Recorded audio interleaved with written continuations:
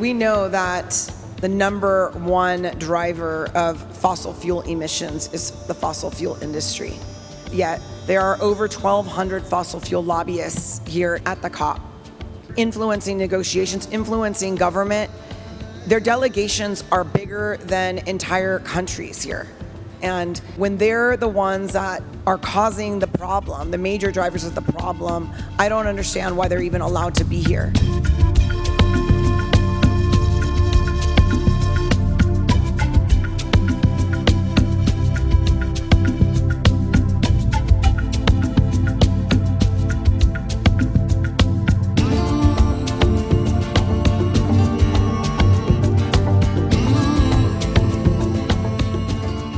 Good afternoon and welcome to Facing Future TV, live at COP30 here in Belém at the Gateway to the Amazon.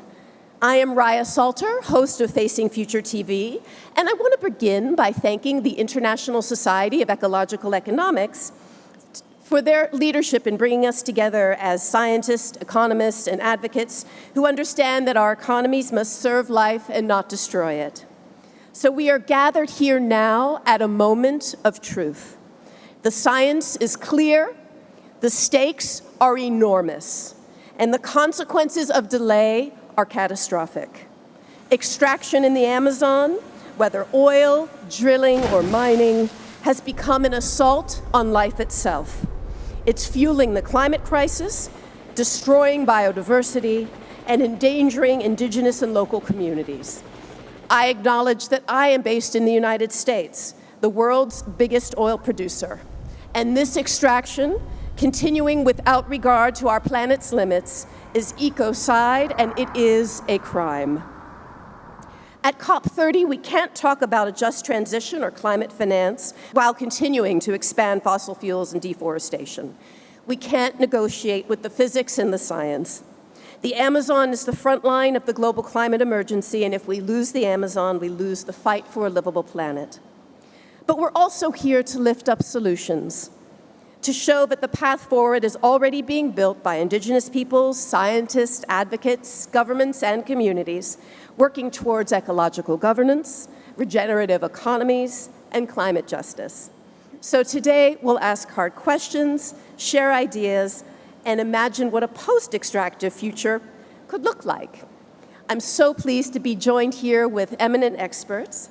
Our first speaker is Leila Salazar-Lopez, the Executive Director of Amazon Watch. For decades, she's been a leading global voice defending the Amazon and the rights of Indigenous peoples, confronting extraction, and advancing climate justice solutions. Leila, thank you so much for being here, and we look forward to your remarks. Thank you so much. Thank you all for listening in, whether you're here physically or watching online. Today is Indigenous Peoples Day at COP30, and we're just starting the second week. My voice is hoarse because it's been very exciting. Lots of conversations, lots of meetings, lots of mobilizations, and lots of joy. We are at the mouth of the Amazon rainforest where the Amazon River meets the Atlantic Ocean. And it is a humbling reminder of the enormity of this ecosystem, the Amazon rainforest, the most biodiverse tropical rainforest on our planet. And as Raya said, this rainforest and our climate are under immense threat and are in the midst of a crisis. The Amazon rainforest, like many other ecosystems, is at a tipping point. The tipping point is not 20 years from now, it's not 5 years from now, it's now. Science has showed us, there was just a recent report put out by COICA, which is the coordinating bodies of Indigenous peoples of the Amazon basin. And we contributed a chapter to it about organized crime and threats to the Amazon. In this report that was just released last week, they confirmed once again, the Indigenous people, together with science and members of the science panel on the Amazon, confirmed that the Amazon is at a tipping point, that it is under threat by many different forms of extraction, whether it's oil, mining, gas, agribusiness expansion, land grabbing, fires. It's under threat. And it is a humbling reminder of the enormity of this ecosystem, the Amazon rainforest, and our climate. And we continue to expand fossil fuels and deforestation. We can't negotiate with the physics and the science. We need to work together to And so what we need to do is stop those threats, and we need to restore and reforest the land to avert the tipping point in the ecological collapse of the Amazon. If we don't, we will see the Amazon turn into a savanna by the year 2050. So we don't want to see that happen. We want to keep the forest standing, and the best way to do that is by standing with Indigenous peoples and ensuring that their land rights are respected. And today, if you saw the march or heard about the Indigenous Peoples March, their demands were very, very clear, and their demands are very clear at the COP. And they are demarcation now, land demarcation of Indigenous peoples. They are direct financing for Indigenous peoples in all the forest and climate funds that are being designated. We want to ensure that Indigenous peoples get direct financing to protect their lands and their rights. And the third is to have an Amazon, to declare the Amazon free from extraction. In particular, the lands of isolated peoples. And I'm really happy to hear that here in the negotiations, there are discussions about including isolated peoples' uncontacted lands as lands that need special protection. And also there's discussions about mining. And this needs to happen because mining is being discussed as one of the opportunities for the just transition. And there can't be a just transition with mining if Indigenous peoples' lands are being taken and polluted by mercury contamination. So we need to ensure that there's prior and informed consent, that Indigenous peoples and local communities give their consent before any kind of project is built on their land. But ultimately, the Amazon needs to remain free from extraction to protect it as a whole. Thank you so much for sharing your reflections on that. I couldn't agree more. Next, we're joined by Dr. Debora Lee, a climate scientist, IPCC lead author, and a founding member of the Central American Network for Climate Change Sciences. Her work bridges science, equity, and policy across the Americas and the world. Dr. Lee, welcome. Thank you very much, Raya. Pleasure to share this stage with you. So one of the main problems that we found while doing the scientific assessments of both IPCC and NIPIS, Bridging Climate Change, Biodiversity, and Ecosystem Services, is that we see a big disconnect from and domination over nature and people. And this is a relationship that we need to heal, like eliminate really this relationship of domination. We also see a prioritization of short-term individual and material gains, which we can see in unsustainable consumption and production patterns, and also a concentration of power and health, which means that we need to rebalance these power structures. We also see inadequate policies and unfit institutions, which leads to economic and political inequality, and which therefore reinforces the limited access to clean technologies and other basic services and infrastructure, especially for rural communities. So when we bridge together, we can better understand why we are in the situation we are in right now. But these assessments also bring key solutions. For example, when the IPCC in its sixth assessment cycle talks about climate resilient development, it's about bringing together emissions reductions, reductions of vulnerability, and also how to achieve the sustainable development goals. Because as we can see here, a lot of the conversations and the dialogues are very divided between sectors and whether it's mitigation or adaptation. And we need to realize that we need to look at all of them. The IPBES Nexus assessment looked together at biodiversity, health, food, water, and climate change, and provided a list of more than 70 options that have a positive synergy across these 5 elements. So what we're seeing is that there are options that have positive relationships among these elements, and that we need to take advantage of these more. So it's not like we don't have any solutions, it's a start. And we also need to think of it as a process in which we don't only think of, say, whether it's a mitigation or an adaptation solution, but of how to bring different actors in. Because what is central to climate resilient development is that it's people-centered. And it's not just of, say, how many community meetings or planning sessions we'll have, but it's the quality of the interactions that will help lead to solutions. So if we think of an enhanced quality where more actors, well, all actors can participate in different spaces of discussion, of dissent, of dialogue, and protest, just like what Leila showed, then we can conjunctly shape these pathways forward.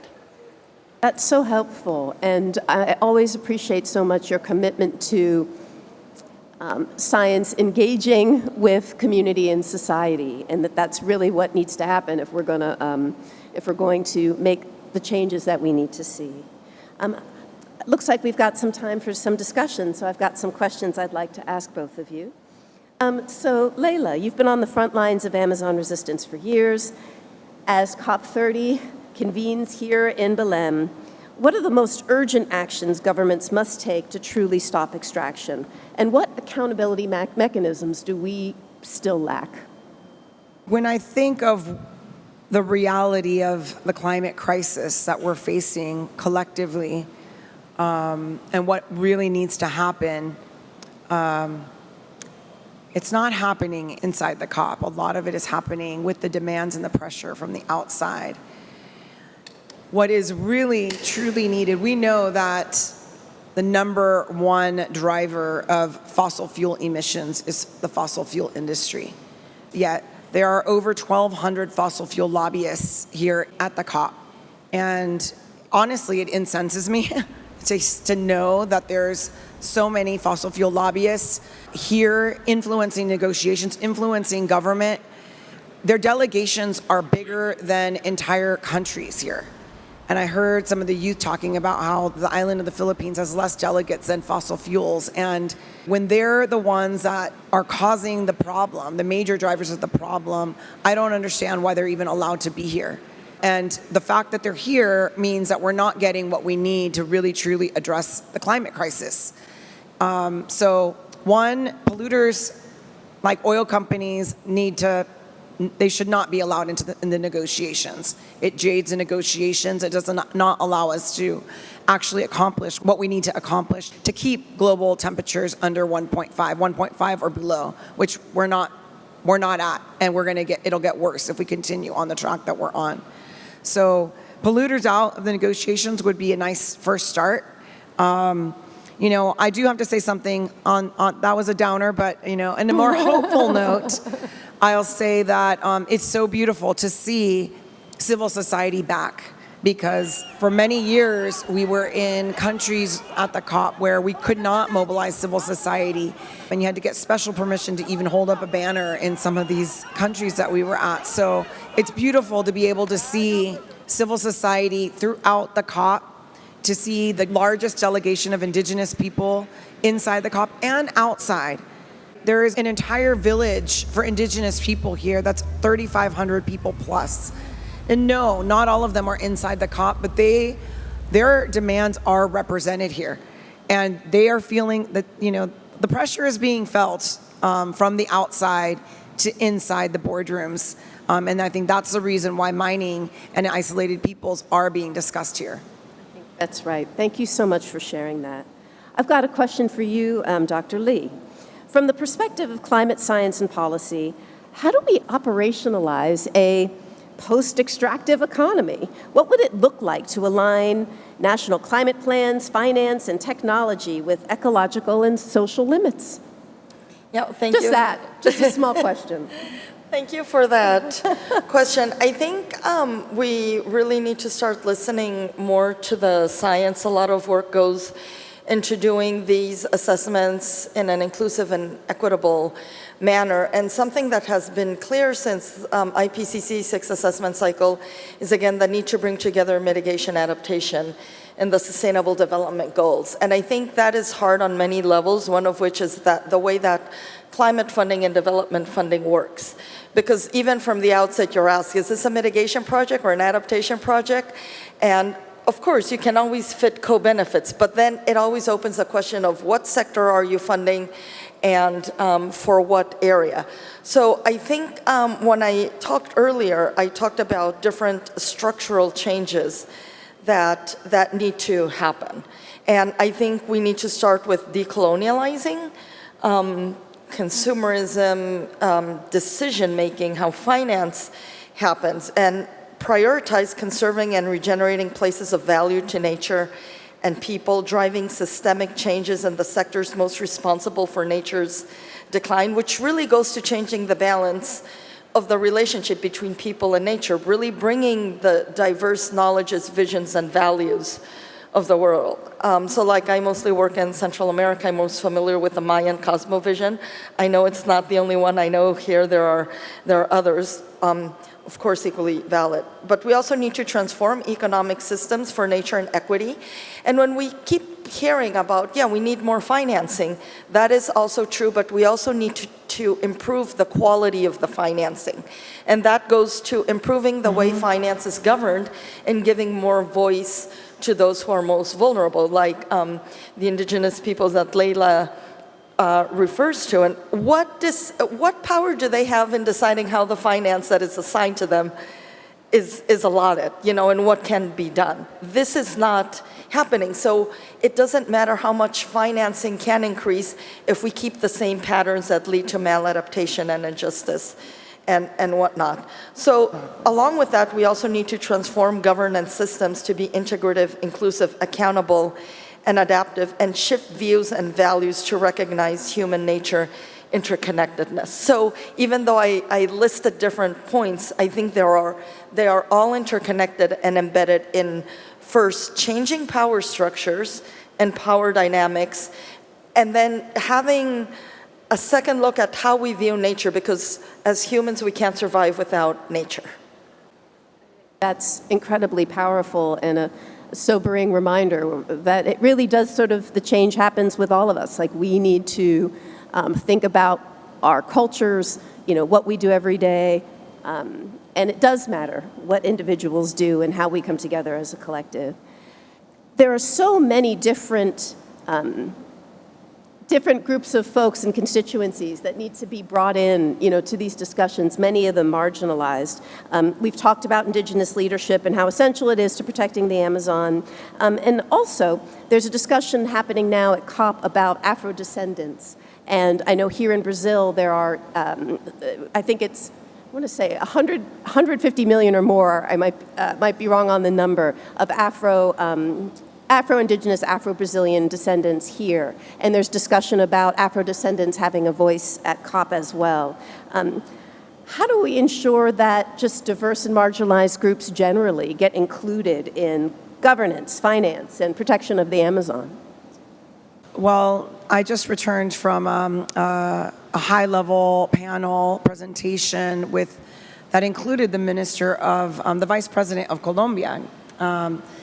And she shared that from the biodiversity COP to here, Colombia has been very committed to ensuring that it's indigenous people, local communities, and Afro-descendants, because Afro-descendants communities also live on the land and take care of the land.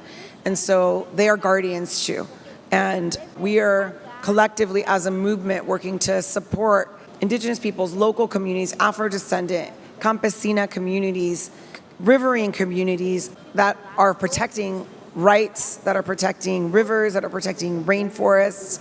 And I think that democracy is important. And I think that you could tell the difference when you're in a democratic country, whether, we don't always have to agree, but the fact that that civil society is here in numbers, in mass, from the People's Summit, the People's COP, to the Aldea Copi, the indigenous village, to the green zone. There's so many spaces where you don't have to be in the blue zone, but you can still have your voice heard. But we need to make sure that those voices get translated to the negotiating space. And, not only as observers, but as negotiators and people who are caretakers and who are the best caretakers and guardians of the land. So I think the social movements in Brazil have really showed us how to get it done, how to include everyone. And when people don't feel like they're included, they protest. And we've seen that here at COP. And there's been dialogue. The protesters haven't been met with violence. They've been met with dialogue. And that's what we need to see in so many other parts of the world. Thank you so much for that. What are your thoughts on what are the ways to bring in most marginalized communities who are also the stewards and the caretakers of the land? I think that this is a process, and it should start before the COPs, not just in the negotiations, but what leads up to the COPs, and what are those spaces of dialogue that are opened up. When we talk about vulnerable and marginalized groups, I think we also need to think about the intersectionality, because we hear a lot about divisions of different groups, and we often hear perhaps about intersectionality, but don't so much apply it. So I think we also need to think of that. But there is a process that leads up to here, and I think that process should be maintained, and including in the protests, in the marches, and the requests, and the demands. It shouldn't just happen at every COP, but throughout. When policies are being made, when topics are being discussed as to what's going to be included in the agendas, etc. And again, I think we need to focus more not just on the number of gatherings, but in the quality of the interactions, of the dialogues. Am I really being heard, and is my voice going to matter here when I talk to these people, for example? I think that's really important. You talk about the quality. What could be some ways to measure the quality of interactions?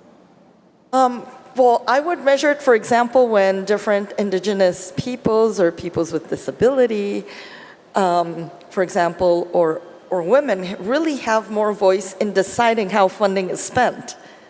Who are part of the boards, and who makes decisions of what projects are financed and how much funding goes to the local communities, just as one example. Follow the money. They say that a budget is, really a plan. That's like a true plan. And if I could just chime in there and say that, there's been the commitment of the Tropical Forest Forest Forever facility, and this is a big topic here. Is getting forest finance. And there's a lot of people who are supporting this. It's the leadership of Minister Sonia Guajajara is really amplifying this, and many other leaders. It is promising that there is this fund of billions of dollars to go towards forest protection. Only 20%, however, goes to indigenous peoples. I'd like to see that be more like 50-50 at least, because as we all see and feel, democracy is delicate. And if funds don't go directly to indigenous peoples and local communities, they go to government funds. And if there is a government that is not as friendly to forests or indigenous peoples or local communities or climate, for example, that money is never going to get to where it needs to go.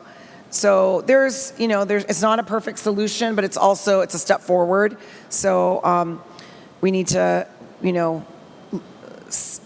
continue to find ways to provide direct finance and ensure indigenous land demarcation to truly protect and keep the forest standing for our communities and our climate.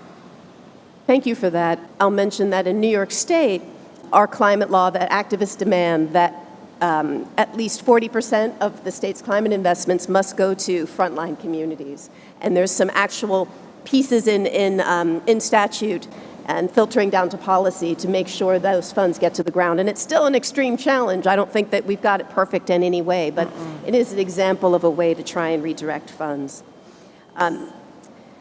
If you could send one clear message from this panel to the world leaders at this COP, what would you tell them? I'll repeat and say, keep the polluters out. If we really, truly want to resolve the climate crisis, which we're already in, and the multiple poly crises that we're in, we need to hold accountable those who have caused the problem. And when I say polluters, I'm talking about fossil fuel industry, lobbyists that are here in the COP, and also agribusiness, because agribusiness is actually one of the largest leading drivers of deforestation and degradation in the Amazon, that causes land grabbing, that causes fires, that causes human rights violations. And there's a whole area here at COP that's called the Agri-Zone, and it's big agribusiness polluters. Companies like Cargill and ADM and Bunge and Louis Dreyfus and JBS, these agribusiness giants that continue to promote expansion into Indigenous peoples' lands without their consent. That's why you see protests happening here. So get the polluters out and recognize Indigenous peoples' land rights. That would go very far. Thank you for that. How about you, Dr. Lee? What is your message to those who are going to dot the I's and cross the T's? Well, I would say to listen to science. The previous assessments have provided clear solutions that are just and equitable, that include local solutions, that show us how to include this diversity of knowledges, visions, and values, how to create valuable interactions, quality interactions, and we need to listen to that. Thank you. Thanks. We're out of time for our session today, but we don't have any time to delay. We're out of time, but we're not out of courage. Let's meet this moment with the urgency that it requires. Thank you so much. Thank you again to the International Society of Ecological Economics, and signing off from Facing Future TV for today. Thank you.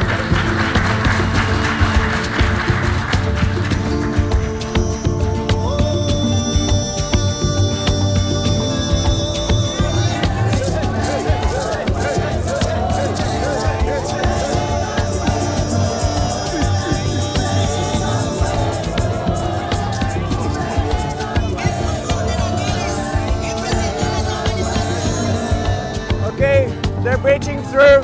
They're going towards the COP venue. They're going to try to go through the security and going to try to enter the COP venue.